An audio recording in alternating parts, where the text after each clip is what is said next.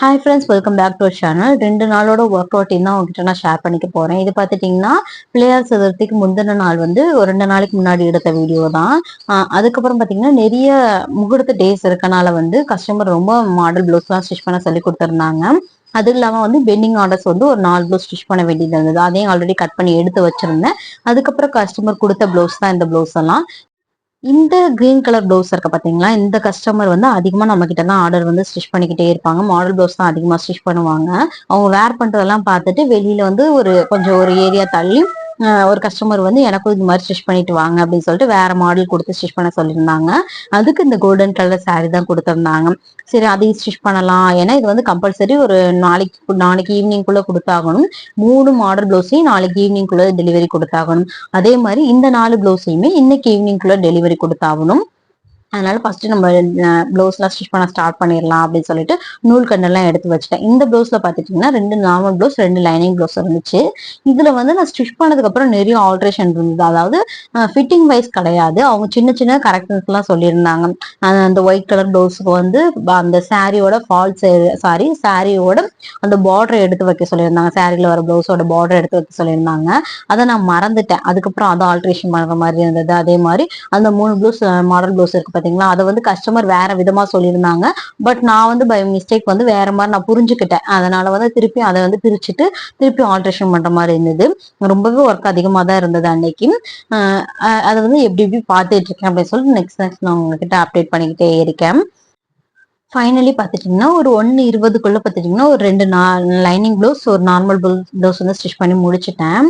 இதுல பார்த்துட்டிங்கன்னா அந்த ஆஷ் கலர் ப்ளவுஸ்க்கு வந்து நூல்கண்டு இல்லை. அதை நான் வாங்கிட்டு வந்து தான் ஸ்டிச் பண்ணணும். அதனால அப்படியே எடுத்து வச்சுட்டேன். வாங்கிட்டு வந்ததுக்கு அப்புறம் ஸ்டிச் பண்ணிக்கலாம். ஏன்னா அது கொஞ்சம் மேட்ச் ஆகிற மாதிரி இருக்கு நூல். சில கலர் வந்து அந்த இதுக்கு மேட்ச் ஆகிற மாதிரி ஒரு ஃபீல் இருக்கு. அதனால சரி ஸ்டிச் பண்ண வேணாம் அப்படின்னு சொல்லிட்டு எடுத்து வச்சாச்சு. கஸ்டமர்ட்ட அந்த 3 ப்ளவுஸும் டெலிவரி கொடுத்துட்டு ஈவினிங் போய் வாங்கிட்டு வந்துட்டு நெக்ஸ்ட் டே நம்ம டெலிவரி கொடுத்துடலாம் அப்படின்னு சொல்லிட்டு எடுத்து வச்சிருக்கேன். இந்த மிஸ்டேக் தான் அந்த ப்ளவுஸ்ல பண்ணிட்டேன். ஃபிட்டிங் வைஸ் எல்லாத்தையுமே ஃபினிஷிங்லாம் ஃபுல்லா ஸ்டிச் பண்ணி முடிச்சாச்சு. பக்காவா ஸ்டிச் பண்ணி முடிச்சாச்சு. ஃபிட்டிங்கும் ஓகேவா இருந்தது. பட் அந்த இதெல்லாம் வைக்காததுனால திருப்பி அதை பிரிச்சுட்டு ஒன் டைம் நம்ம ஆல்ட்ரேஷன் பண்ற மாதிரி இருந்தது. பரவாயில்ல, கைக்கு மட்டும்னால கொஞ்சம் ஓவரால நம்ம வந்து ஃபினிஷ் பண்ணி அவங்களுக்கு கஸ்டமர்ட்ட டெலிவரி கொடுத்தாச்சு. நெக்ஸ்ட் பாத்துட்டீங்கன்னா அந்த ஆல்ரெடி ஒரு ப்ளவுஸ் வந்து பெண்டிங் ஆயிடுச்சுல, அதனால எடுத்து வச்சதுக்கு அப்புறம் இந்த ப்ளவுஸ் எல்லாம் கட் பண்ணி எடுத்து வச்சிடலாம் அப்படின்னு சொல்லிட்டு தான் கட் பண்ணிக்கிட்டு இருக்கேன். ஏன்னா வந்து நான் இது வந்து நாளைக்கு ஈவினிங்குள்ள கொடுக்கணும். எனக்கு வந்து 1:20க்குள்ள இந்த ப்ளவுஸ் முடிச்சாச்சு. நான் வந்து 2 மணிக்கு பாப்பாவையும் கூப்பிட போகணும். அதனால அதுக்குள்ள ஒரு கட்டிங் போட்டு எடுத்து வச்சுட்டேன் அப்படின்னா வந்து நெக்ஸ்ட் வந்ததுக்கு அப்புறமா எனக்கு ஃப்ரீ டைம் இருக்கப்ப நான் ஸ்டிச் பண்ணிக்குவேன். அதுக்கப்புறம் கஸ்டமர் பிரிண்ட்ரெஸ்ட்ல வந்து ஆப்ல வந்து ஒரு டிசைன் பார்த்துட்டு நம்மளுக்கு சென்ட் பண்ணியிருந்தாங்க. இந்த டிசைன் தான் சென்ட் பண்ணியிருந்தாங்க. இந்த டிசைன் வைக்கிறதுக்கு நம்மளுக்கு சாரி கிளாத் தேவைப்படும். அதுல வந்து ஒரு 1/4 மீட்டர் தேவைப்படும் சொல்லிட்டு ஒரு 1/4 மீட்டர் கட் பண்ணி எடுத்து வச்சிருந்தேன். நெக்ஸ்ட் பாத்துட்டீங்கன்னா அதெல்லாம் எடுத்து வச்சதுக்கு அப்புறம் இந்த ப்ளவுஸ் தான் கட்டிங் பண்ண ஸ்டார்ட் பண்ணினேன். இந்த ப்ளவுஸ் வந்து நான் உங்களுக்கு வந்து ஒரு ஈஸியான மெத்தட் சொல்றேன். என்னன்னு கேட்டீங்கன்னா, அளவு ப்ளவுஸ் வச்சு நம்ம கட்டிங் பண்றப்ப வந்து ஆம்கோல் ஃபிட்டிங் வந்து கரெக்டா இருக்கா, ப்ளவுஸ் அளவு ப்ளவுஸ்லயும் நம்ம ஸ்டிச் பண்ண கட்டிங் பண்ண ப்ளவுஸ்லயும் கரெக்டா இருக்கான்னு பாக்குறதுக்கு நம்ம கரெக்டான மெஷர்மெண்ட்ல வச்சு நம்ம கரெக்டா வந்து மேட்ச் பண்ணி பார்க்க கூடாது. நெக்ஸ்ட் அதுல இருந்து ஒரு 1/4 இன்ச் வந்து இறக்கி ஒரு மார்க்கிங் பண்ணிட்டு அதுல இருந்து வச்சுட்டு நம்ம பார்க்கணும். அதே மாதிரி பாத்தீங்கன்னா நெக்லைன் வந்து நம்ம ஒரு ப்ளவுஸுக்கும் வந்து ஒரு நெக்லைன் வந்து சேஞ்ச் ஆகும். அத பத்தி சொல்லணும்னா டீட்டெயிலா தனியா உங்களுக்கு நான் ஒரு வீடியோ எக்ஸ்பிளனேஷனோட கொடுக்குறேன். ஏன்னா வந்து நெக் வச்சு நம்மளுக்கு வந்து ப்ளவுஸ்ல நிறைய சேஞ்சஸ் இருக்கும். அது வந்து நான் டீட்டெயிலா பின்னாடி வர வீடியோஸ் நான் ஷேர் பண்றேன். இந்த ப்ளவுஸ்ல வந்து நெக்லைனை வந்து நான் எப்படி மார்க் பண்றேன் அப்படின்னு கேட்டீங்கன்னா, சேம் ரவுண்ட் நெக் தான் வந்து கஸ்டமர் கேட்டிருந்தாங்க. அதனால அளவு ப்ளவுஸ்ல இருக்க சென்டர் நெக்கை வந்து மார்க் பண்ணிட்டு அளவுக்கு நெக்கோட வித்து இருக்குங்கன்னா நெக்கோட வித்துல இருந்து கரெக்டா வச்சு நான் மார்க் பண்ணிட்டேன். சேம் அதே நெக் லைன்ல வந்துடும் நம்மளுக்கு. இப்படி எடுக்கிறப்ப ரவுண்ட் நெக் வந்து கரெக்டா இருக்கும். சப்போஸ் நம்ம ரவுண்டு கேட்டிருந்தாங்கன்னா ரவுண்டு ஓகேவா இருந்திருக்கும். இவங்க வந்து லீஃப் நெக் கேட்டிருக்காங்க. இப்ப வந்து இதுல கொஞ்சம் கொஞ்சம் சேஞ்சஸ் பண்ண வேண்டியது இருக்கும். ஏன்னு கேட்டீங்கன்னா நம்ம ரவுண்ட் நெக் போடுறப்ப வந்து நல்லா விரிஞ்சு கொடுக்கும். எல்லா இடத்துலயும் ரவுண்ட் ஷேப்ல இருக்கனால நல்லா விரிஞ்சு கொடுக்கும். பட் லீஃப் ஷேப்ல போடுறப்ப அந்த இடத்துல லைட்டா குறுகலா வரனால கொஞ்சம் அங்க நம்ம ஒயிட் பண்ணி தான் ஆகணும். அதனால கொஞ்சம் ஒயிட் பண்றதுக்காண்டி லைட் கரெக்டா கீழே இறக்கமா கொஞ்சம் கிராஸ் போட்டு தான் நான் வந்து கட்டிங் போட்டிருக்கேன். கண்டிப்பா நெக்ஸ்ட் வர வீடியோல நிறைய உங்களுக்கு ப்ளவுஸ் டிப்ஸோட, நிறைய மோட்டிவேஷன் வீடியோல, நிறைய விளாக்ல இனிமேட்டு வர வீடியோஸ்ல உங்களுக்கு நான் ஷேர் பண்ண போறேன்.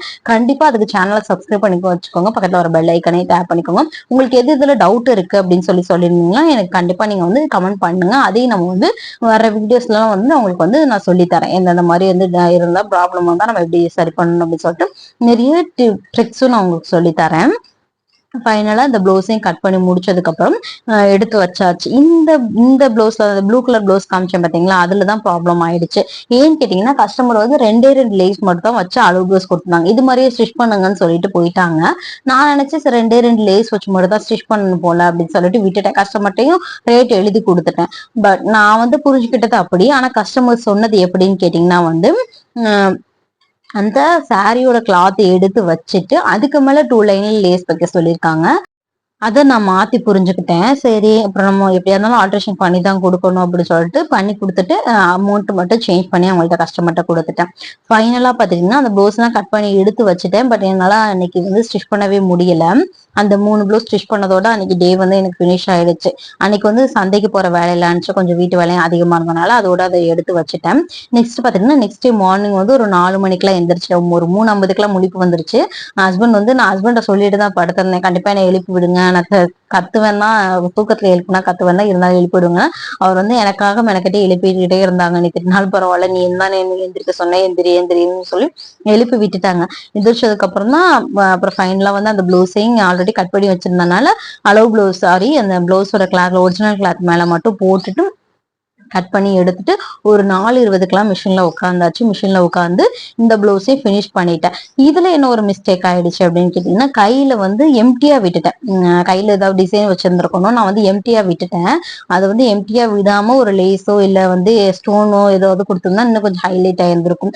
கஸ்டமர் வந்து சரி இது மட்டும் தானே கேட்டாங்க அப்படின்னு சொல்லிட்டு நானும் அவசரத்துல வச்சு கொடுத்துட்டேன். பட் கஸ்டமர் கைக்கு போனதுக்கு அப்புறம் கஸ்டமர் வந்து கொஞ்சம் எம்டியா ஃபீல் பண்ண மாதிரி அவங்க சொன்னாங்க. கண்டிப்பா கொண்டுட்டு வாங்க, நான் திருப்பி வச்சு கொடுக்குறேன் அப்படின்னு சொல்லிட்டேன். பட் வந்து காம்ப்ளிமெண்ட் வந்து நல்லாவே கொடுத்துருந்தாங்க. ஏன்னு கேட்டீங்கன்னா ப்ளவுஸ் வந்து எங்க ஃபிட்டிங்குமே கரெக்டா இல்லை, பட் இங்க வந்து சூப்பரா ஃபிட்டிங்லாம் இருந்தது. அதே மாதிரி டிசைன் நான் சொன்ன மாதிரி எதிர்பார்த்த மாதிரி வச்சிருக்கீங்க அப்படின்னு சொல்லி ரொம்பவே காம்ப்ளிமெண்டா நம்மளுக்கு சொன்னாங்க.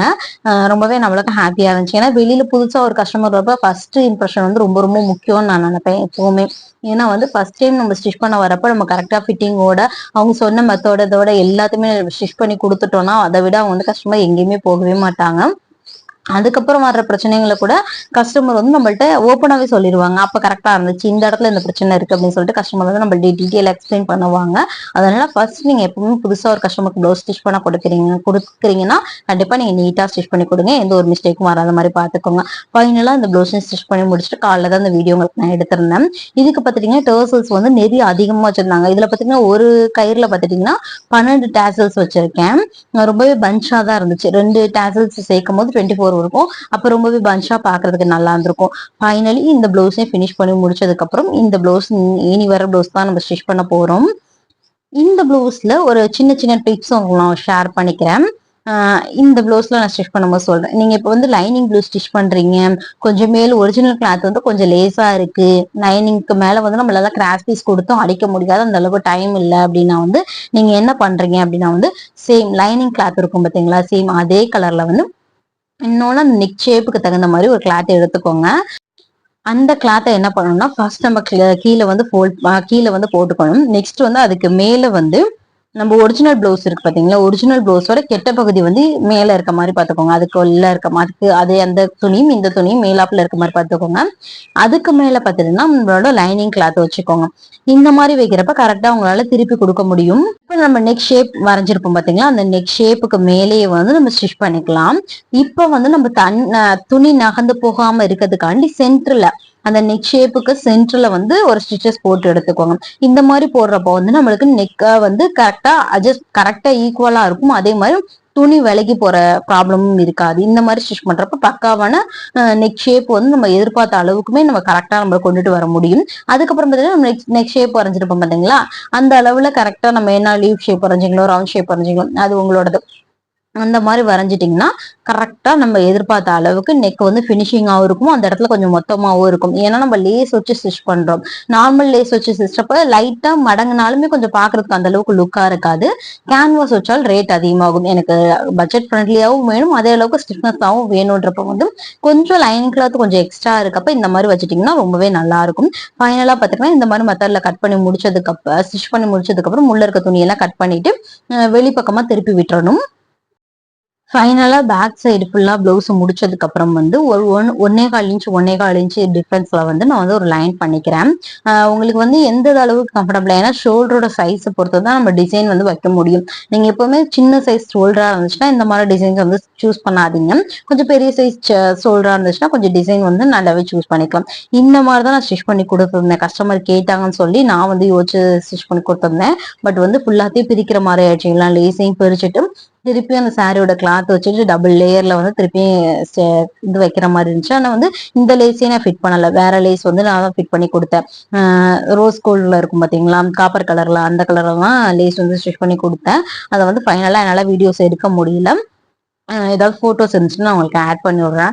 ஃபைனலா இந்த ப்ளவுஸை ஃபினிஷ் பண்ணதுக்கு அப்புறம் பார்த்துட்டீங்கன்னா நெக்ஸ்ட் இன்னொரு ப்ளவுஸ் இருக்கு, அதையும் நம்ம ஸ்டிச் பண்ணி கஸ்டமர்கிட்ட டெலிவரி கொடுக்க வேண்டியதுதான். என்னால அந்த ப்ளவுஸோட வீடியோஸ்லாம் என்னால எடுக்க முடியல. நெக்ஸ்ட் வீடியோல கண்டிப்பா அது இருந்துச்சுன்னா நான் உங்களுக்கு கிளிப்பிங்ஸ் நான் ஆட் பண்ணி விடுறேன் நெக்ஸ்ட் வீடியோல. இந்த வீடியோ அவ்வளவுதான். நெக்ஸ்ட் வீடியோல பார்க்கலாம். பாய்.